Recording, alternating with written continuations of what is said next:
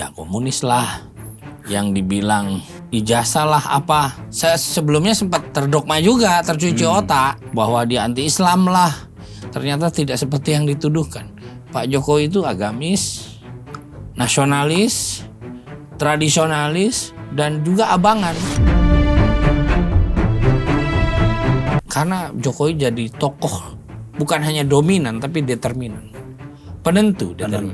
Jadi saya bangga bersama Jokowi. Dan Pak Jokowi itu pintar menggunakan high politik. Pak Jokowi itu kan pengusaha, sudah kaya raya, sudah biasa ke Amerika, apalagi jadi wali kota setelah itu. Sebelum jadi wali kota dia sudah kaya, sudah pengusaha. Yeah. Bukan berarti dia tidak bisa meledak-ledak. Dan sampai sekarang di survei, tokoh populer Prabowo aja kalah sampai detik ini. Kalah survei popularitasnya dengan Pak Jokowi. Malah akhirnya kita jadi bagus ya Jokowi tenang diserang itu. Ya ngapain kita dukung para orang-orang nggak jelas ya kan? Yang hanya kepentingan sesaat. Jokowi kepentingan bangsa, Pak.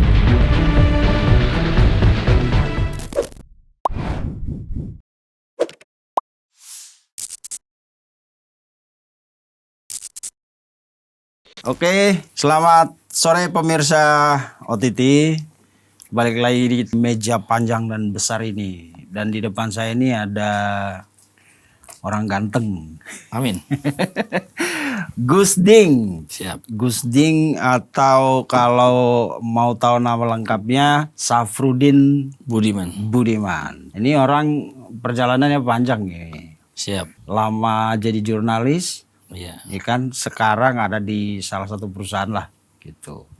Tapi mulai terjun full di politik itu waktu jadi relawan Pak Jokowi ya Bang ya? Ya Gus ya? Enggak, sebenarnya saya itu politik dulu. Politik dulu? Iya, karena harus biaya kuliah, terpaksa jadi wartawan Surabaya Pos. Oke. Hanya dengan surat kuning, tanda kelulusan, skripsi, saya mencalonkan diri melamar. Padahal syaratnya harus S1. Jadi saya diterima walaupun belum lulus. Surabaya Pos itu? Iya. Tahun berapa itu Gus? 2001, 2023. Oke. Iya. Sempat di Republika juga? Ya pernah di Republika Madura, kontributor. Lalu kemudian terjun ke politik? Saya aktivis mahasiswa 98. Oke. Terus pernah di PRD sebagai aktivis, ketua partai PRD Sumeneb Madura, Komite Pimpinan Kota namanya. Zamannya Budiman dan Faisal Reza ya kan. Yeah.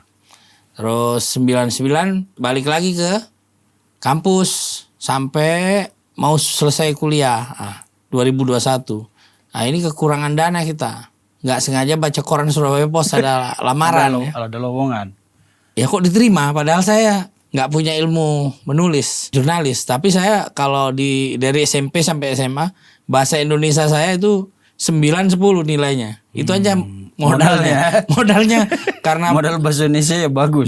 Jadi bisa bikin cerpen, bisa bikin opini, bisa SPOK, kalimat-kalimat struktur kata, ya otomatis sama dengan media. Tinggal di translate aja, digeser dikit aja. Okay. Ya alhamdulillah lah jadi jurnalis, wartawan dan sampai detik ini masih nyambi-nyambi cari makan di media. Ya jadi agensi media kan. Iya. Kira-kira begitu. Dan bergabung dengan sempat mendirikan relawan Jokowi. Nah, setelah lulus kuliah, menikah, aktif di partai. 2014 aktif juga di PAN, caleg DPR RI. Karena Pak Hatta Rajasa sudah tidak di PAN, Prabowo Hatta kalah.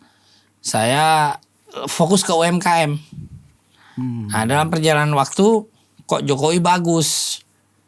Nah, jadi akhirnya saya 2017 itu udah ancang-ancang mau gabung ke Pak Jokowi. Makanya saya bikin relawan 2017 bersama teman-teman di Surabaya.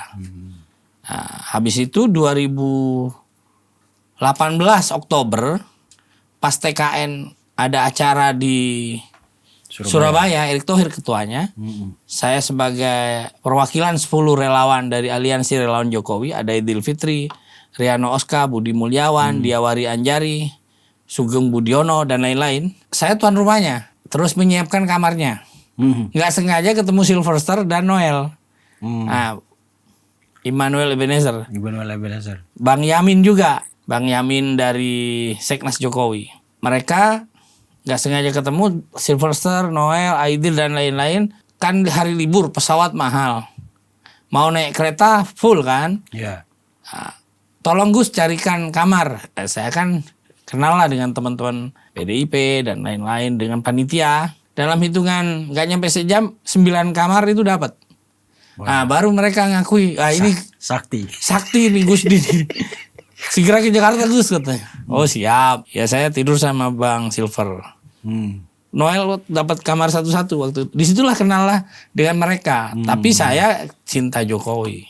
Karena banyak program-program Pak Hatta Rajasa, MP3I, tol laut, apa itu dipakai oleh Pak Jokowi. Pak Jokowi.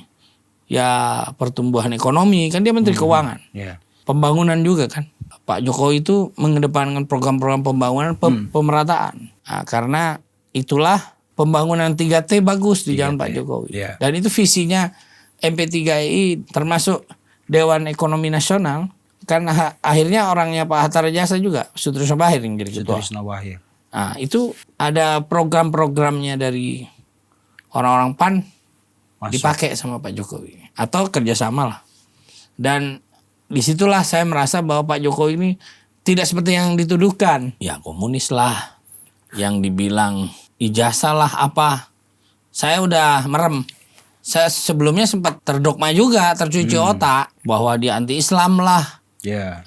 Cuman kan di Islam itu saya dengar di TV apa itu TV-nya Salafi itu. Rodiah ya? Rodah apa Rodiah TV? TV Rodah. Itu mengatakan selama pemimpin negeri itu memperbolehkan masih sholat tidak dilarang, saya kan aktivis muslim, bahwa itu pemimpin itu tidak boleh dikritik dan dihajar. Kalau kritik harus dengan sopan santun. Di situ saya, nggak boleh ternyata. Baru tahu oposisi itu ada caranya kalau dalam Islam. Dan Jokowi masih sholat bersama, takbiran bersama. Datang di puncaknya ketika 212 malah Pak Jokowi nggak takut datang kan ketemu di Monas itu. Di situ saya semakin simpati. Ternyata tidak seperti yang dituduhkan. Pak Jokowi itu agamis, nasionalis, tradisionalis, dan juga abangan. Makanya figur beliau dicintai rakyat dan saya termasuk yang sadar diri bahwa tidak seperti yang dituduhkan. Pak Jokowi adalah, karena dulu zaman Prabowo Hatta kan, pendukung Prabowo Gibran kebenciannya ngeri terhadap Pak Jokowi. Kan kita tercuci otak juga. Pendukung Prabowo Hatta. Iya. Betul. Itu kan termasuk salah satu pertarungan yang luar biasa ya. Iya. Waktu itu saya kan juga caleg DPR RI PAN Surabaya Sidoarjo. Ya otomatis dukung inilah Pak. Saya dibimbing oleh Mas Catur Sabto Edi. Komisi 3 dulu. Tahu kan? Tahu. Ya dia pernah diskusi. Gimana Gus, Mas Safruddin, ini kan kayaknya waktu itu Pak Hatta Jokowi sudah hampir jadi itu. Cuman Amin Rais gak mau. Amin Rais gak mau di PAN. Akhirnya, ini kayaknya Jokowi menang nih. Kayaknya kata Mas Catur waktu itu. Ya udahlah Mas, kita setia aja lah Prabowo Hatta, ngapain? Kita kan samikna aja, garis partai. Dan ya sudah akhirnya tarung bener, kalah tipis lah. Ya kalah tipis lah. Kalah tipis tapi ya itulah demokrasi kan. Betul. Yang penting damai, nggak ada kerusuhan. Harus menahan diri. Ternyata jadi orang kalah itu memang gak enak, Pak. Iya kan? Iya. Ya, jadi saya ini Hatta lover lah. Berjuang bersama, melangkah bersama, slogannya berjuang bersama. Tapi setelah 2017 ya udah kita gabung Pak Jokowi aja karena makanya dan kebetulan waktu itu saya keluar dari PAN karena sudah bukan Pak Hatta Rajasa kan. Akhirnya saya bergabung ke PSI dan bergabung juga membesarkan Pak Jokowi. Relawan saya namanya Barisan Pembaruan. Barisan Pembaruan itu adalah gerakan bersama. Pembaharuan itu pembaharu, pemurnian. Yang saya organisir sebenarnya awalnya bukan kalangan bawah. Yang saya organisir itu profesional. politisi, profesional, dokter, sampai sekarang UMKM, pengusaha, kiai, karena mereka adalah orang yang punya masa. Nah, saya organisir. Ada profesor, ada pengacara, notaris. Nah, mereka pasti punya masa. Dan berhasil kita bentuk waktu itu 22 provinsi. Terus berkembang ke seluruh Indonesia. Ya kita bergerak lah. Ya Silverster jalan sendiri, Bang Silver. Semua jalan sendiri. Oh, tapi karena saya baru, gak begitu dikenal. Tapi saya menorehkan prestasi di Rumah Aspirasi sebagai salah satu pengelola media centernya. Diajak Bang J, diajak Bang Yamin. Bang Yamin tuh pernah ngomong, kalau urusan media, Gusdin ya, Safruddin. Akhirnya relawan itu, Jokowi kan ratusan, Pak. Yeah. Semua datang ke saya, tolong dibantu medianya Mas. Langsung saya jadi pusat perhatian. Ada Jokowi Jakarta. Ada banyak relawan-relawan yang pencitraannya kepada saya. Haidar Alwi dulu belum dikenal, saya medianya. Saya yang bawa dia ke Metro TV untuk tampil di TV pertama kali. Mas, saya belum pernah tayang di TV nasional, bantu dong. Mas, pertama kali. Kalau sekarang udah terkenal Haidar Alwi. Banyak tokoh-tokoh yang saya backup. Pak Aidil Fitri, relawan aliansi, saya media centernya di ARJ. Nah, makanya kok bisa bertahan ini dengan hanya dana sedikit ke Jakarta ya. Kita kan ilmu Pak dipakai Pak. Kita bukan kerja kuli kan, kerja cerdas kita. Bukan kerja goib juga ya. Karena dibilang sakti kan. Ya doa juga, jangan lupa sholat ya kan. Iya. Karena ada unsur spiritualitas ya, spiritual ada. Min haitsu la yatasib. Rezeki itu hadir dengan yang tak disangka-sangka. Datang ke Jakarta ada orang yang menyerahkan kantor besar di Selamat Riyadi, saya tinggal di situ. Numpang sama Bang Guntur, tahu kan? Hanura. 5 tahun saya tinggal di situ, Pak. Gratis. 2 lantai, 3 lantai malah. Terus relawan tambah besar, jaringan media tambah oke. Yang saya levelnya Surabaya, Jawa Timur, masuk di Jakarta, banyak program-program yang media yang akhirnya mengenal saya. Jadi saya walaupun gak jadi komisaris, di zaman Jokowi sudah menikmati Pak. Efek dari apa? Menjadi relawannya. Jokowi. Masuk di media centernya. Dan saya menorehkan sejarah lagi di Rumah Aspirasi Rakyat itu. Saya orang yang pertama bikin festival film Jokowi 2018. Film pendek, festival film pendek. Melukis Jokowi, melukis di hati. Itu saya. Pameran 10 hari di Rumah Aspirasi Rakyat. Terus saya bikin festival kopi, mural, melukis mural, workshop film, workshop batik, pelatihan batik. Karena ekonomi kreatif kan. Dan ramailah Rumah Aspirasi itu. Saya banyak membantu lah. Selain mereka ada tim kreasi sendiri, tapi yang saya swastanya, barisan pembaruan. Ya gaduh-gaduh lah, puzzle kan. Namanya semi-semi IO lah. Ini bantu makannya, ini pembicaranya. Jadi saya bangga bersama Jokowi. Dan dibantu teman-teman juga. Saya bisa bikin event-event yang bagus, besar. Pernah bikin sama Baranusa itu, Adi, Bang Adi tahu kan? Yeah. Bikin acara I Love Jokowi, demo di depan istana. Kurang lebih 700 sampai 1000 orang. Keren nih. Jokowi di demo tapi demo positif. Itu saya. I Love Jokowi. I Love Jokowi. Dibantu dari Andre Kita Pancasila, ada Ansar Ilo. Waktu itu dari relawan Sumsel Jokowi. Yeah. Banyak. Saya tuh menjadi sentral yang dianggap membina relawan-relawan kecil. Mereka yang aspirasinya tidak tertampung itu saya tampung.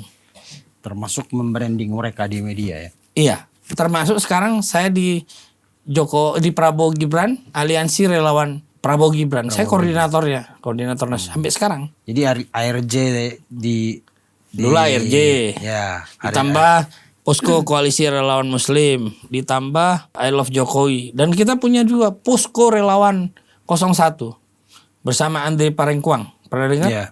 Trisakti, relawan Jokowi. Saya bikin Posko Relawan.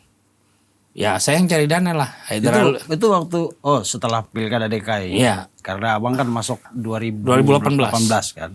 Jadi Andre Parengkuang, Pak Muldoko hadir, Bang Yamin hadir. Tapi setelah itu meninggal kan Bang Yamin. Innalillah. Yeah. Dia banyak membimbing saya juga. Oke. Bang, itu perjalanan yang luar biasa. Tadi sih kita mau ngomong Dadan, tapi nanti di belakang aja. Iya. Kita ngomong soal ini menarik juga. Kemudian kan setelah abang menikmati bagaimana efek popularitas dengan jaringan, ya kan, waktu Pak Jokowi sosial kapital. Nah, kemudian setelah Pak Jokowi turun, ini kan serangan banyak banget, Bang. Hampir semua hal itu dikaitkan ke Pak Jokowi. Korupsi, salah Jokowi, kayak disebut di Nadiem, disebut di perkara CPO, Hotman Paris jelas-jelas menyatakan ini kalau bisa harusnya Jokowi juga hadir di sini gitu. Nah, menurut abang ini apa sebenarnya? Apakah hanya sekedar membuat sensasi atau memang mereka punya misi politik sendiri, Bang? Jokowi itu magnet, Pak. Ya. Baik itu dari sisi negatif maupun positif. Siapa yang dekat dengan Jokowi atau di pusaran dia akan menikmati. Tapi siapa yang melawan Jokowi juga akan menikmati. Akan menikmati ya popularitasnya, sosialnya, medianya. Coba kalau cumi-cumi.com bicara itu, viewernya pasti banyak. Karena dia tokoh sentral, pusat titik gempanya di situ, pusarannya di situ. Getarannya, epicentrumnya.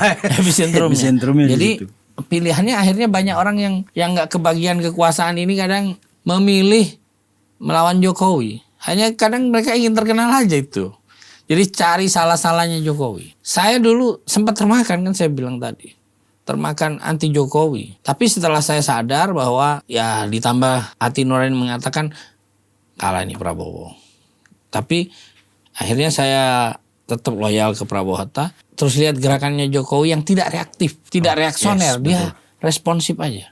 Dia seorang stoikis sejati, Pak. Marcus Aurelius dia, ilmunya udah tuntas dia, sama Epictetus. Ya, jadi Jokowi stoikis sejati, diam, tenang, menjawab dengan itu malah dia tambah efek, multiplier efek. Dia tambah terkenal, tambah ada daya tarik terhadap kekuatan politik. Rakyat makin cinta, makin diserang makin cinta. Sampai sekarang aja diserang ya makin cinta. Nggak ada popularitas Jokowi itu jatuh, diserang di sosmed. Ya sama lah dengan Soekarno, diserang kanan kiri. Masih terkenal, sampai detik ini terkenal. Jadi saya lihat levelnya Pak Jokowi ini sudah Soekarno. Walaupun Pak Jokowi juga Soekarnois. Nah, boleh saya katakan tanpa harus memuji dan saya objektif bahwa Jokowi ini sudah menjadi ideologi, Pak. Kalau dalam hal ekonomi namanya Jokonomics. Kalau bicara politiknya ideologi Jokowism.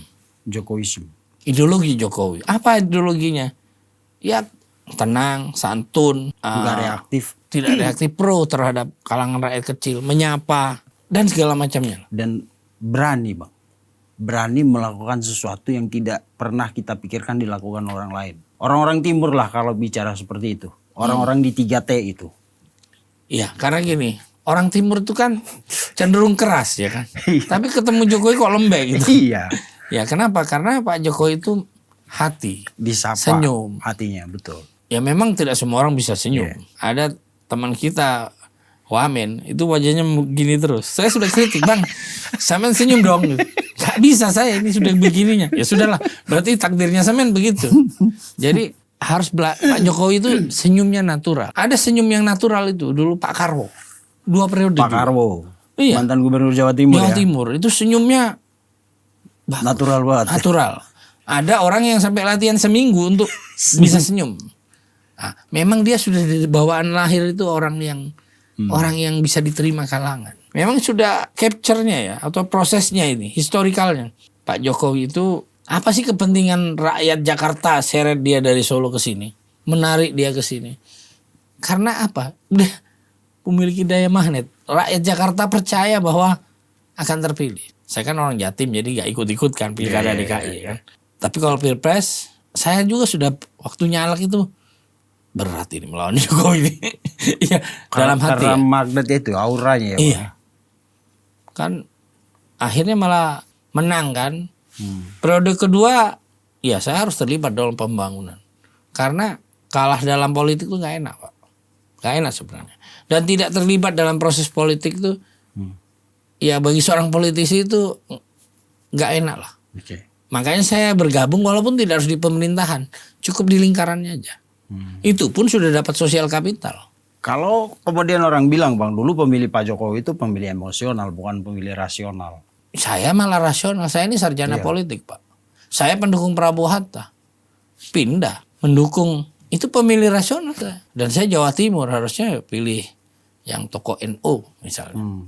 Atau dari Muslim. Jokowi dituduh PKI. Saya tidak melihat itu. Bahkan saya bikin koalisi relawan Muslim bersama Rafiq Al-Maun, tahu kan? Iya. Bersama Ton Abdillah. Dan ada junior-junior saya juga banyak. Sama Gusti Rahmat, SMSI. Sekarang bersama Mas Guntur juga. Yeah.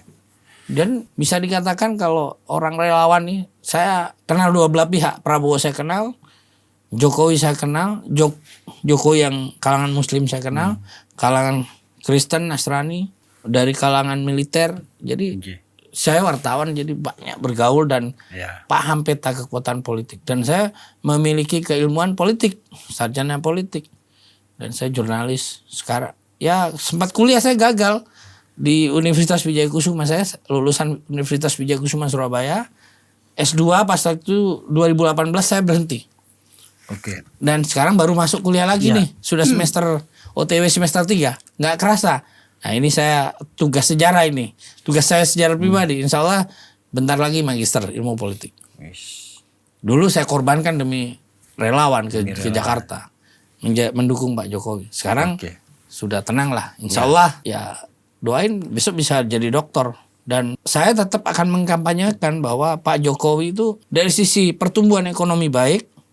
Personal brandingnya oke sebagai tokoh populis.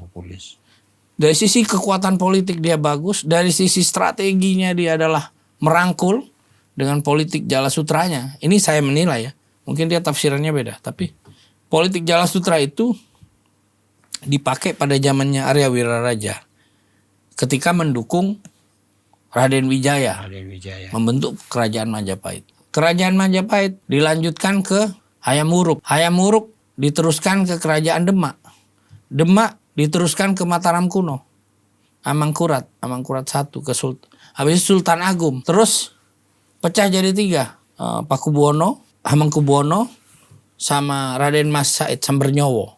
Terjadi 3 faksi kan di Solo. Dan saya turunannya yang Raden Mas Said nih. Jadi kerajaan Sumenep itu masih ada hubungan dengan Solo. Pak Jokowi di Solo. Jadi keilmuan politik Jawa dia pasti baca lah. Dia kan sarjana kehutanan. Pasti lebih bicara sejarah, antropologi. Bicara sejarah berarti bicara peta. Bisa sejarah hutan berarti bicara peta politik zaman Belanda. Bicara politik zaman Belanda pasti bicara politik zaman lampau. Pasti Pak Jokowi itu luas wawasan. Apalagi UGM kan. Literasinya udah luar biasa. Jadi seorang sarjana sastra atau kehutanan atau pasti dia belajar politik. Karena tokoh-tokoh politik banyak lahir di Jogja. Dan Pak Jokowi itu pintar menggunakan high politik. Jala Sutra itu apa? Merangkul lawan dengan jalanya. Jala Sutra ini kan cepat robek, Pak. Padahal ikannya gede-gede. Bagaimana ikannya tidak berontak. Jadi jalannya nggak robek. Jalannya robek, airnya tidak keruh. Dan Pak Jokowi bisa ngemong semua. Sekelas Pak Prabowo, partai-partai besar, itu bisa dirangkul. Rival di 2 periode. Iya. Ada Erlangga Hartarto, ada Zulkifli yang sudah pentolan politik. Ada tokoh ekonom Erlangga jadi ketua Golkar, dia bisa rangkul coba. Wah itu istimewa banget. Tokoh-tokoh politik Wiranto. Nasdem. Iya. Pak Surya kan awalnya kan. Bisa dirangkul. Oso ya. Tunduk Pak. Tunduk apa Jokowi? Tapi tunduknya bukan karena ketakutan. Kata rasa hormat. Kagum. Kenapa? Karena Pak Jokowi sudah memberi rasa hormat lebih awal kepada mereka. Atau otomatis ya nggak enak lah. Kenapa? Kenapa ada rasa hormat? Karena Pak Jokowi tidak berkhianat. Gimana soal dengan PDIP? Pak Jokowi itu sebenarnya sudah punya rasa hormat kepada Bu Mega. Cuma karena Bu Mega ini terlalu reaksioner. Membentur-benturkan Jokowi dengan kamu kalau bukan karena PDIP. Kamu itu siapa?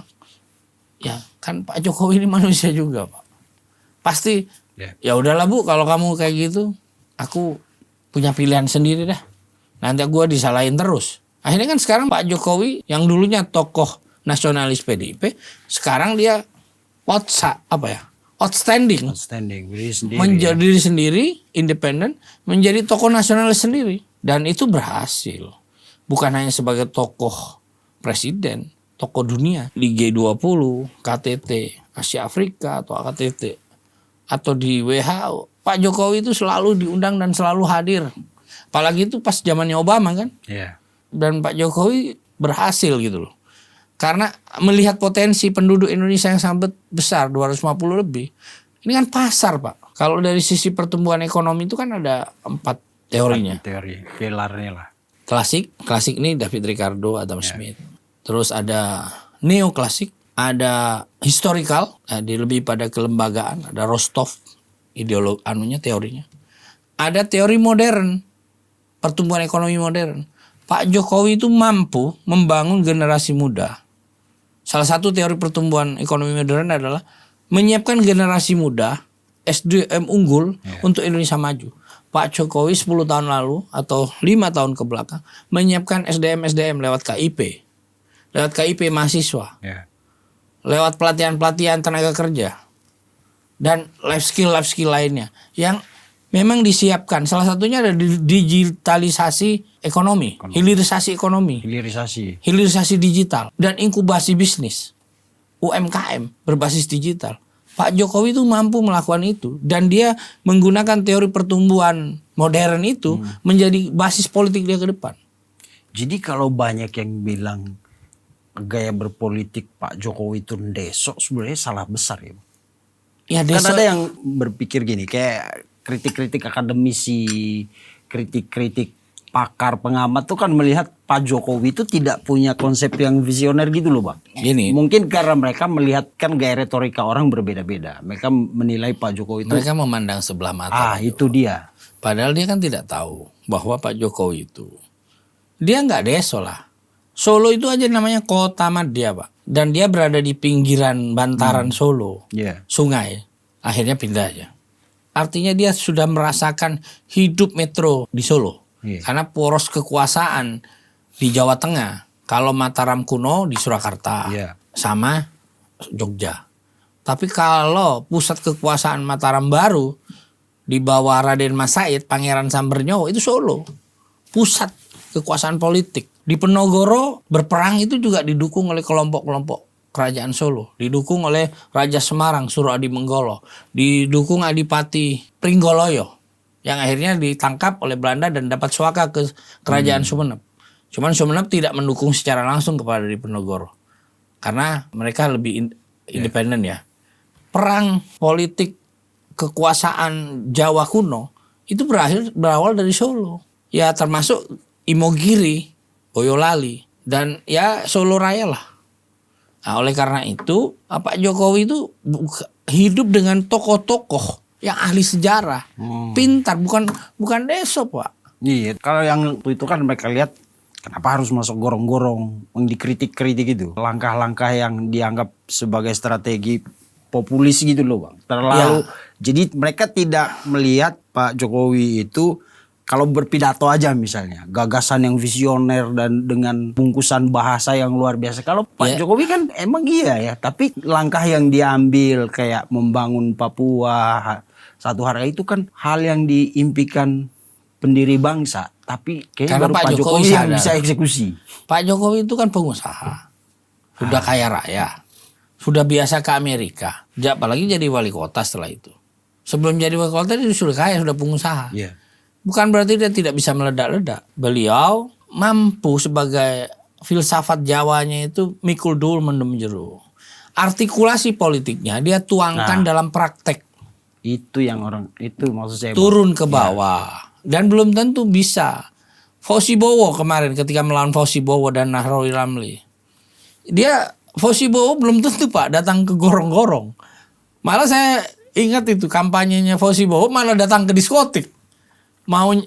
Padahal dia figur NU, pernah kan? Iya. Loh, ini kok calon gubernur datang ke diskotik. Salah satu blundernya Fauzi Bowo di masa kampanye itu. Kemarin saya ketemu Pak Nahrawi, Pak. Ya, saya bilang teman-teman kita Muslim banyak dukung Bapak loh. Oh ya, saya itu kerja siang malam, Pak. Kata Pak Nahrawi Ramli. Pak Fauzi Bowo itu jarang turun. Nggak bisa dia model Jokowi. Kalau saya bisa katanya. Turun ke sini. Saya ajak teman-teman jenderal saya, angkatan saya untuk mendukung kemenangan. Cuman kan saya akhirnya cuma wakil, kalah. Coba saya yang jadi gubernurnya beda. Karena saya tipikalnya sama dengan Jokowi. Belusukan gitu. Belusukan. Saya ini satu kamar sama Prabowo kata dia. Dan tanya aja Pak Prabowo, bagaimana karakter saya? Kan beliau sekarang komisaris Jasa Marga dan saya Jasa Marga Relate Business. Jadi sering ketemu beliau dan diskusi Pak kan. Nahrawi. Artinya apa? Saya tangkap dari pernyataan Pak Nahrawi.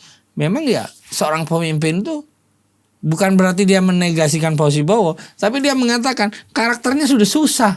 Udah birokrat Pak, mau turun ke bawah menyapa, datang ke pasar-pasar bau sampah, bau busuk misalnya. Jokowi datang aja. Kenapa? Dia artikulasinya sudah enak karena dia sudah biasa ketemu tukang kayu. Yang kalang orang yang jadi tukang kayu pahat itu pasti orang bawah. Pak Jokowi itu sebenarnya bukan tukang kayu, pengusaha tukang kayu. Bukan berarti dia mahat sendiri. Dia sudah ketemu orang tukang kayu Pak. Berarti penghasilannya itu pasti di bawah UMR. Dan Pak Jokowi sudah biasa ketemu rakyat yang bawah. Terus ketemu supir yang ngangkut kayunya. Ketemu sama orang hutan. Kayu kan hutan. Dia sudah tahu penderitaan rakyat. Apalagi di Solo, dia bangun kegiatan yang berbasis UKM. PKL yang bandel, dia sapa. Pindah. Kan nggak ada kerusuhan. Kalau Kang Deddy dia turun dengan marah-marah. Iya. Jokowi cukup dengan gitu. Luluh. Suruh pindah Tanpa gejolak. Kang Deddy ngusir PKL atau orang bantaran kali. Waduh sampai uratnya segini. Kasihan juga dia lama-lama stroke loh. Kalau Pak Deddy suka marah-marah. Hipertensi nanti. Betul. Iya, saya sarankan. Saya baca Pak Jokowi itu waktu masih di Solo itu Bang. Di media-media bagaimana dia langsung ke sawah, bawa bantuan apa segala macam itu. Itu waktu dia wali kota. Ya itu mungkin waktu itulah dia mulai dibesut untuk ke Jakarta. Tapi menurut kesaksian warga waktu itu ya, saya baca di koran-koran itu mengatakan bahwa emang ini karakter dia bukan karena dibuat-buat. Emang dia mau turun. Itu apa? Political behavior lah teorinya. Dan itu kan sangat cocok dengan kultur kita di desa kan Bang. Ya, mikul dur mendem jero itu artinya kita itu harus menghormati begini. Harus santun. Pakai unggah-ungguh. Tata krama. Kalau dalam bahasa Jawa. Filsafat Jawa begitu. Sama lah di Madura juga begitu. Bahasanya sama kayak kalau Jawa boten, kalau di Madura Sumenep punten. Kalau di Jawa enjeh. Kalau Madura engkih. Sama sebenarnya. Antara Nusantara ini sebenarnya sudah punya bahasa dan budaya yang adiluhung. Dan Pak Jokowi itu mampu lahir dari kekuatan rakyat kecil, representasi rakyat kecil, representasi UMKM, representasi pengusaha bawah, dan dia melejit Pak. Dia seperti anak panah, ditarik sekali dilepas terbang. Nggak ada yang nyangka. Survei itu saya ingat tuh 2015, 2016, 17 nggak ada, cek aja. Nggak ada survei yang bisa mengalahkan Prabowo. Yang ada Prabowo ARB Mega. Prabowo ARB Mega. Prabowo kan ya kan? Kan itu sudah apa ya? Setelah SBY kan? Setelah SBY. Pasca 2014 kan. 2009. Ya, 2009. Ya, 2009, 2010 itu survei itu saya lihat di liputan6.com. Itu kalau nggak Prabowo ya ARB, Mega. Ada Mahfud. Itu Jokowi itu politik semua itu. Jokowi belum muncul, Pak. Jokowi muncul itu 2013, 2012. Ya. Dia muncul menjadi kekuatan yang disurvei mengalahkan tokoh-tokoh kayak Mahfud MD, Caimin, Hatta Rajasa, Sulhas, Airlangga, waktu itu ya, Luhut. Langsung Prabowo. Awalnya kalah, tapi pelan-pelan. Jadi pertumbuhannya Pak Jokowi itu disurvei, saya ingat. Survei itu kan sebenarnya bukan soal besar kalah menang, tapi soal presisi, akurasi, dan grafik. Grafik naik Grafiknya apa naik. enggak? Set. Konsisten naiknya. Konsisten. Enggak. Dan sampai sekarang di survei tokoh populer Prabowo aja kalah sampai detik ini kalah survei popularitasnya dengan Pak Jokowi. Di media lebih banyak bicara Jokowi, terlepas konflik ya dengan Roy.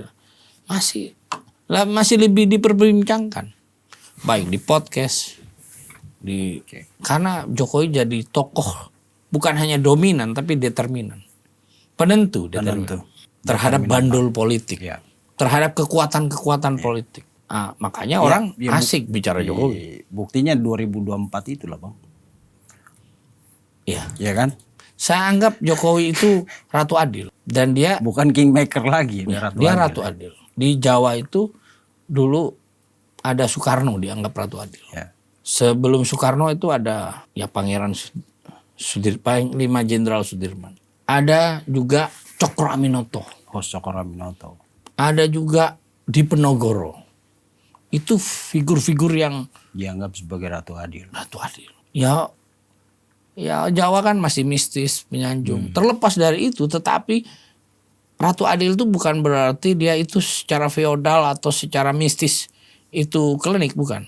Tetapi dia mewakili roh ya, aspirasi, keinginan, harapan banyak orang. Harapan banyak orang tentang sebuah situasi yang lebih baik. Iya. Mungkin di Pak Jokowi bedanya dengan SBY. Kalau SBY itu kan masih mau jadi ketua partai. Pak Jokowi nggak mau jadi ketua partai. Nggak mau merebut PDIP, Golkar nggak mau. Dia netral. Dia menjadi titik nol yang bisa ketemu dengan banyak pihak. Titik tengah. Titik tengah. Di mana bandul bisa ke kiri, ke kanan. Kalau lagi tenang di tengah. Iya. Luar biasa. Ya luar biasa dan ya dukungan terhadap Pak Prabowo kuat itu salah satunya, menteri-menterinya juga banyak dari Jokowi. Pratikno ada banyak lah, nggak bisa saya sebut ya, termasuk PSI, termasuk dari PAN, masuk Erick Thohir itu kan orangnya Pak Jokowi ya. Pak Jokowi. Dan itu yang membuat orang semacam ada ketakutan ketika Pak Prabowo tetap. Ya nggak perlu takut Pak, nggak perlu takut. Wong Prabowo aja pernah jadi menterinya Pak Jokowi dan Pak Jokowi nggak pernah takut terhadap Prabowo. Enggak, orang-orang yang dari luar ini loh, Gus. Yang ya makanya saya jelaskan. Berusaha menggosok-gosok. Makanya saya jelaskan. Sekelas Prabowo aja tidak pernah takut terhadap Jokowi. Artinya dia bersahabat, bahkan mau sami'na wa ta'na. Ya Pak Jokowi, saya siap jadi menhan Anda. 5 tahun tidak ada friksi, tidak ada konflik.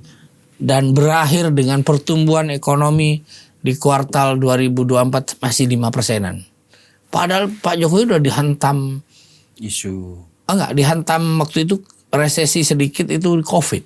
Oh iya, COVID. Tapi pertumbuhannya masih 4,9%. Habis itu naik 5,02. Ya, kita berterima kasih juga lah sama Pak Erlangga ya sebagai tokoh ekonominya, sama Sri Mulyani. Karena Pak Jokowi itu full delegation. Sama dengan Prabowo sebenarnya. Ketika beri amanah 100%, Luhut 100%. Bahlil dikasih kepercayaan 100%. Erick Thohir dikasih kepercayaan. Sri Mulyani. Dia nggak pernah intervensi sekalipun. Si Nadiem juga. Nadiem 100% dengan anggaran yang luar biasa itu ya. Tapi begitu dia melenceng ya tanggung jawab Anda dong.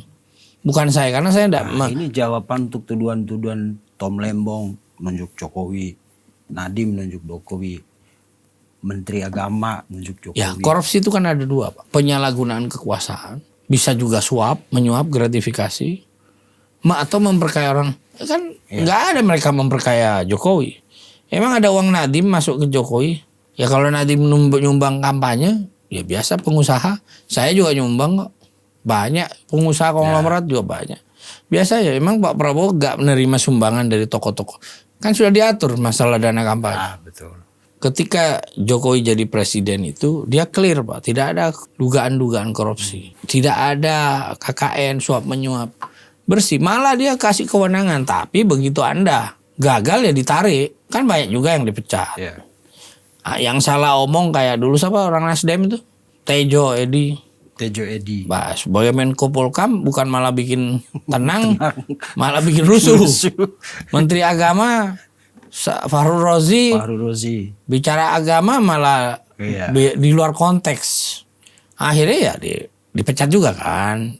Ya ditarik mandatnya. Tapi itu juga emang pilihan yang cukup bikin kita kaget dulu ya ketika taruh Fahrul Ya, Razi kan dia. karena politik ini kan ada sharing power Pak. Musyawarah mufakat lah. Kalau kita sebut. Koalisi kan perlu dibagi. Perlu apa istilahnya sharing lah. Sharing. Ya kan Pak Jokowi. Tapi kalau begitu Anda gagal ya mundur dong.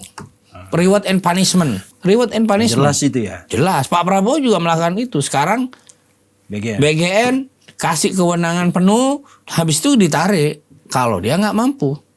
Noel misalnya, kawan kita, sahabat kita terlibat suap menyuap, ya makanya kita harus seorang aktivis Pak, harus kalau bisa harus kaya dalam Kaya tanda dulu, baru. Ya, kayak saya ini masuk di politik punya dasar, saya media, jurnalis, saya juga UMKM.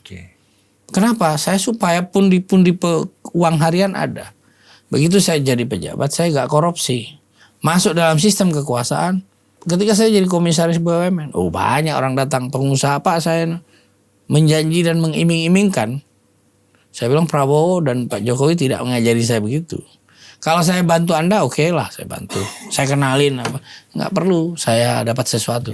Dan kalau ini saya amini, saya sepakat. Karena saya ketemu beberapa relawan Pak Jokowi juga. Kita ngobrol, relawan Pak Jokowi, Pak Prabowo. Ya, kita ngobrol. Saya tidak menangkap ambisi yang sangat besar di situ. Kalau dikasih kepercayaan, ayo. Tapi nggak yang... Iya.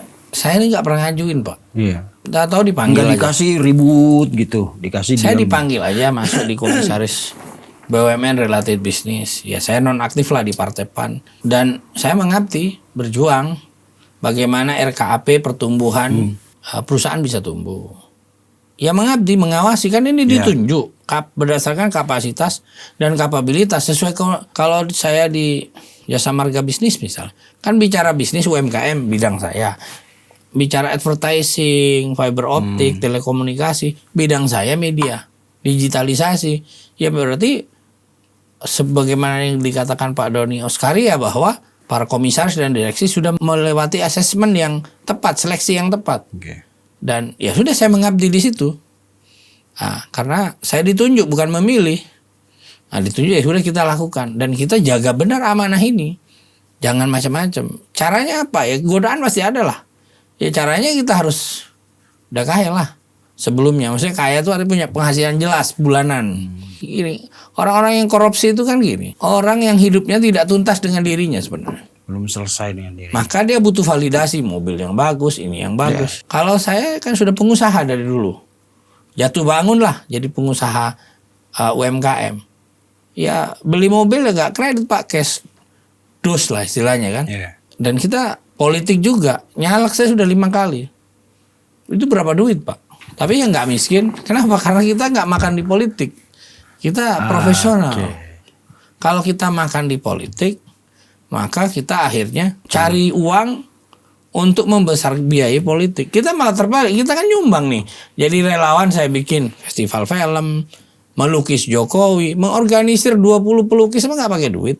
Mengorganisir relawan keliling Indonesia, pertemuan, konsolidasi, makan. Restoran mana yang nggak pernah saya datangi di Jakarta? Apa nggak mahal?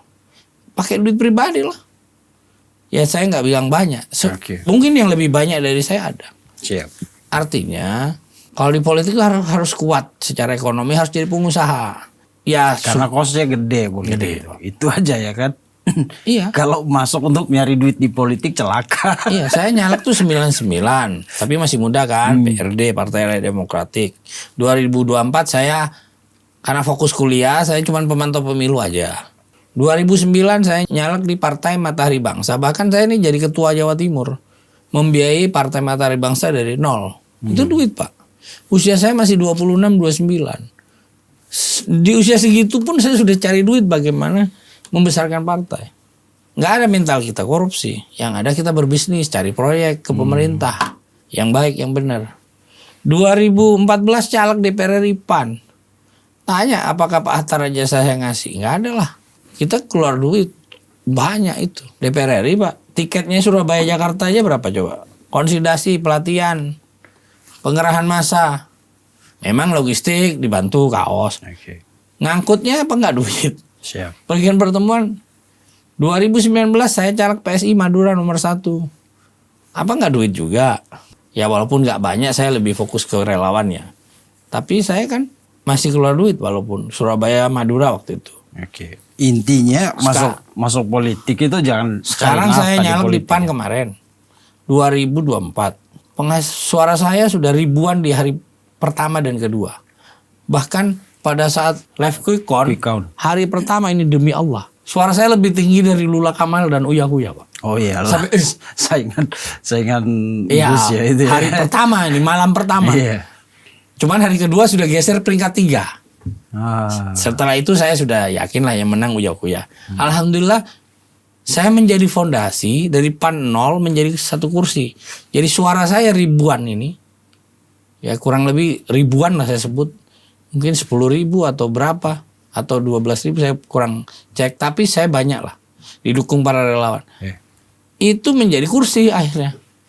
Menjadi tambahan kepada Uya Kuya. Tambahan terhadap Lula Kamal juga kalau dia yang jadi. Itu kan uang. Saya nggak pernah dibantu oleh PAN. Mungkin pernah dibantu secara pribadi ya sama Pak Zul. Mungkin. Tapi nggak banyak. Oke. Bang, kita campur-campur nih ngomongnya. Tapi balik lagi tadi ke ini kan bagian dari pengalaman Gus bagaimana merasakan dekat dengan Pak Jokowi itu kan. Sekarang pertanyaan orang kan Bang, Pak Jokowi itu udah gak ada di struktur kekuasaan, nggak punya partai pula ya kan. Jadi dia ini saya minum dulu. Iya. Dalam petitah dalang itu dia sudah jadi abioso, orang yang dituakan. Dia sudah bukan lagi, misalnya dalam petitah dalang itu ada Pandawa, Kurawa, Bima. Mereka sudah bertarung kan. Pandawa sama Kurawa, Bima sama Sena. Bertengkar lah. Jokowi levelnya udah bukan di sini Pak. Bukan lagi orang yang bertengkar di sini. Di petitah dalang atau ke Hindu ya, Jawa lah. Itu kan wayangan. Dia abioso. Jadi majelis tinggi lah, Dewan Suro, orang yang disepuh lah, tokoh bangsa bahkan tokoh dunia. Yang kalaupun terlibat ya wajar lah dia keliling membantu anaknya. Sekedar itu aja, itu pun hanya hiburan aja. Kan dia udah pensiun. Tokoh abioso atau abiasa ini. Kalau Jawa sebut O ya. Sebagian sudah bahasa kuno Jawa itu kan A. Bahasa barunya abio. O. Abioso. Setelah Islam masuk gitu ya Bang ya. Ya, jadi Jokowi ini itu figurnya abioso. Dia sudah dituakan, bapak bangsa. Walaupun seharusnya yang jadi bapak bangsa harusnya terbalik Prabowo. Cuman Prabowo baru terpilihnya sekarang. Ya nunggulah Prabowo 2 periode nanti gantian. Yakin ya. Berarti Bang, ini dikit aja sebenarnya. Iya. Kan kemarin sempat mau ditarik jadi Dewan Penasihat apa tuh? Siapa? Pak Jokowi. Oh, Watimpres. Dewan Pertimbangan Presiden kan. Dan beliau nolak kan. Menolak lah. Mungkin karena itu aku udah. Ya dia kan sudah. Saya abioso. Apa sih? Abioso aja. Ya levelnya sudah di luhung. Oke. Apalagi yang bisa dicari. Itu pun sudah berada di titik yang tinggi dan sudah istirahat. Masih aja dikejar-kejar. Sekarang kayak kalau dulu ada orang Solo yang gondrong sampai yang ngelaporin Jokowi yang bikin buku itu kan sudah ditahan tuh. Siapa namanya? Bambang Tri bukan? Ya, Bambang Tri. Yang gondrong itu. Kan sudah ditahan tuh. Dia kenapa kelompoknya Egy Sujana, dulu Roy Suryo sekarang. Rafli Harun. Bahkan Rafli Harun itu munafik Pak. Sudah jadi komisaris BRI. Di zaman Jokowi dia pendukung Jokowi. Kenapa Anda tidak mempersoalkan Jokowi di zaman itu? 2 kali ya Refli ya. Jadi Pelindo sempat Pelindo kan. Terserah lah. Yang pasti dia pernah tercatat orang Jokowi. Terus dia sekarang nyerang Jokowi. Anda ini meruntuhkan diri sendiri kewibawaan Anda. Sebenarnya orang yang sangat kagum terhadap Refli Muda, Tata Negara. Kok dia sekarang jadi kerdil karena salah bergaul Pak? Makanya ada istilah manjalis janis. Dekat dengan minyak wangi, ikut wangi. Dekat dengan sampah ya jadi sampah Pak. Karena dia salah bergaul menurut saya. Aduh Rafli, Roy Suryo kalau mau memang menggugat Jokowi, kenapa gak dulu baru sekarang? Apa karena kalian ini sudah runtuh, udah kering, gak ada kerjaan bahasanya. harus nyerang Jokowi sehingga Anda ini mau tampil gitu. Terlalu kerdil menurut saya. Saya sangat menyayangkan. Kita aja yang nggak ada, yang tidak pernah terlibat di pemerintahan zaman Jokowi 10 tahun. Ya paling kalau menikmati sosial kapital aja. Itu menyayangkan ada orang-orangnya mantan Jokowi nyerang. Ada siapa? Evi Bule siapa? Novi Bule ya? Novi Bule. Iya. Itu di PDIP.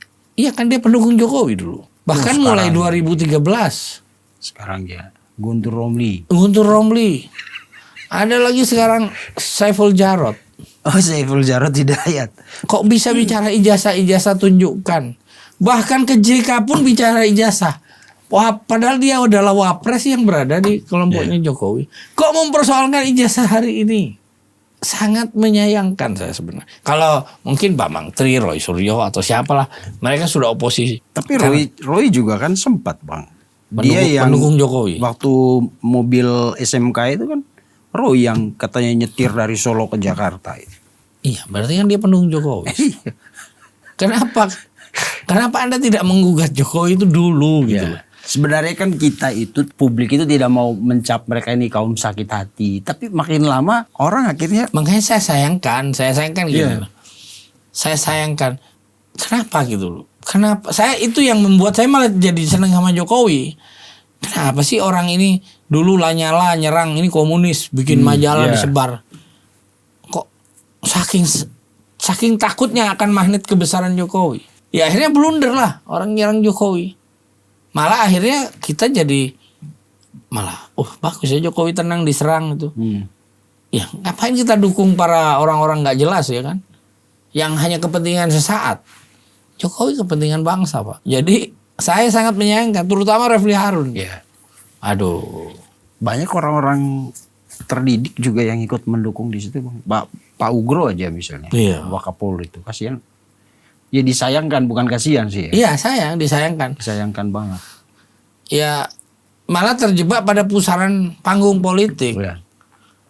Mungkin dia nggak tuntas berada dalam politiknya atau dalam karirnya. Di pusaran kekuasaan, Bang. Iya. Kalau politik kan sebenarnya positif politik. Iya. Tapi orang-orang yang memaknai dalam politik itu sebagai politik itu bagian kan dari etik, Pak. Pusaran kekuasaan. Iya. Politik itu etika sebenarnya. Betul. Kita ini dalam orang Madura kuno ya, orang tua itu mengatakan gitu. Maksudnya jangan lihat pukulan kita sendiri atau pentungan kita sendiri. Lihat juga kekuatan pukulannya orang. Kalau enggak dia akan mentung kita. Harus diukur. Kalau kita mau serang orang itu harus terukur, Pak. Kalau enggak dia jadi bumerang. Baca juga kekuatan lawan gitu maksudnya. Betul. Akhirnya apa? Mereka sudah terjebak. Ya, saran saya satu. Ketika Pak Jokowi sudah melapor, saya komentar di media-media mainstream. Kalian Roy, siapa satunya yang sudah minta maaf? Rismon minta maaf lah. Insya Allah Pak Jokowi akan maafkan dan selesai. Alhamdulillah Rismon minta maaf. Yang lainnya belum. Nggak, yang lain belum. Minta maaf aja. Mereka sudah kadung malu, Pak. Terlalu intens mereka bicara. Ini seperti ini nih. Ini aja cerita nih. Ada cerita. Ini guyonan aja. Ada tokoh relawan pendukung Prabowo atau Jokowi. Udah kadung berkorban nama Prabowo Jokowi siang malam. Terus dia ditegur sama tetangganya. Kamu bela-bela ini apa? Komisaris kayak atau jadi apa? Akhirnya apa? Dia ambisi bagaimana jadi pejabat di pemerintahan. Serang lagi Prabowo. Enggak, ya bisa saja akhirnya serang Prabowo lagi supaya didengar. Jadi apa ya? Itu kadang dia menjadi seorang politisi itu harus kupingnya tebal, jangan tipis. Oke. Mungkin dia tipis si Roy Suryo itu. Kamu ini sudah pernah menteri dukung. Roy, kamu udah gak jadi pejabat. Dapat apa kamu misalnya? Refli Harun misalnya. Mungkin dia terkena provokasi orang, kupingnya tipis. Akhirnya jadi malah pembenci Jokowi. Atau pembenci Prabowo. Makin terperosok malah. Terperosok. Ya ketika kita, kayak saya dulu dekat dengan Erick Thohir. Jadi relawan Erick Thohir. Bikin relawan Erick Thohir Etor namanya.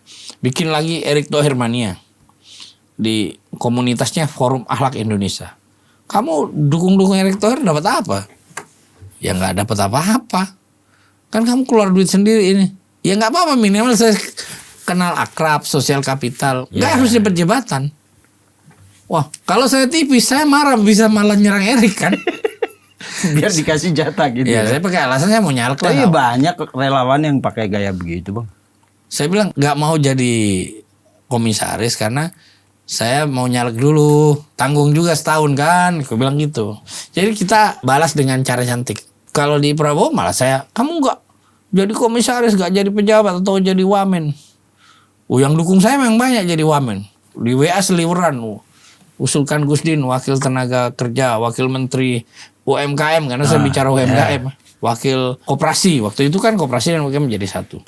Saya diem aja, padahal saya kan diusulkan, nggak pernah menuntut. Tahu-tahu dipanggil. Ya itu udah rezeki saya. Saya nggak pernah berharap sesuatu di politik ini. Karena apa? Saya sudah keluar. Begitu saya keluar, jangan pernah saya tagih. Begitu Anda beramal, ditarik, wah itu dosanya 2 kali lipat, Pak. Anda bantu orang, Nggak ikhlas, nggak terus ngambil ikhlas, lagi. diambil lagi, kan sama itu. Dosa. Ya kan? Atau kita punya pacar atau istri, kita belanjain, terus kita tarik lagi karena sudah putus gitu. Itu kan bucengli kata orangnya. Bucengli kata orang Cina itu. Nggak bener lah. Ya harus komit dong. Uang kan bisa dicari. Harga diri itu, kalau orang Madura bilang lebih baik putih tulang, artinya lebih baik mati daripada putih mata nggak punya malu. Iya kan? Matanya putih jadi malu mau ditaruh di mana. Jadi kalau sudah berkorban jangan ditanya. Ikhlas saja masuk politik. Oke. Ke keluarga begini, ke teman jangan pernah menagih-nagih, jangan ngucing katanya. Meong-meong, jangan, nggak boleh itu. Ngoceng kata bahasa Maduranya. Jangan ngucing. Jadi berjuang itu saya menyayangkan intelektual itu. Padahal ya kalau masuk pemerintahan itu banyak, Pak. Bisa jadi pengusaha, bikin PT, masukkan perkenalan. Kan kementerian banyak. Atau taruhlah gak usah masuk, Gus. Misalnya orang yang bersangkutan itu udahlah saya nggak sevisi misi lagi sama lu, gue pindah jalan ya. Tapi nggak harus gonggong-gonggong yang menyerang seperti sekarang yang mereka lakukan itu loh. Ya mereka haus. Kelihatan sekali. Mereka krisis eksistensi. Ya, krisis eksistensi. Jadi akhirnya dan merasa punya ekspektasi terhadap masuk dalam kekuasaan tapi tidak jadi bagian. Nah itu yang bikin. Ya serang Jokowi jangan pribadi lah, programnya misalnya programnya, atau serang Pak Prabowo bukan karena dia pribadinya, oposisi aja. Toh kita juga di dalam pemerintahan ini pendukung pemerintah, kalau ada salah kita kritik juga. Betul.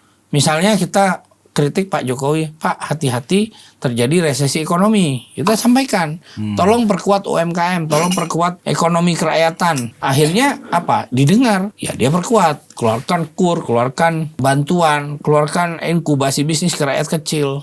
Ya supaya ketika dolar naik turun, goyang, ekonomi masih bagus lah.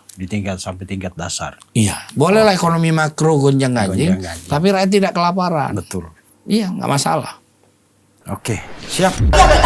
Pasti kita pengen ekspresinya. Mengedepankan estetika. Jelas tadi mendengarkan.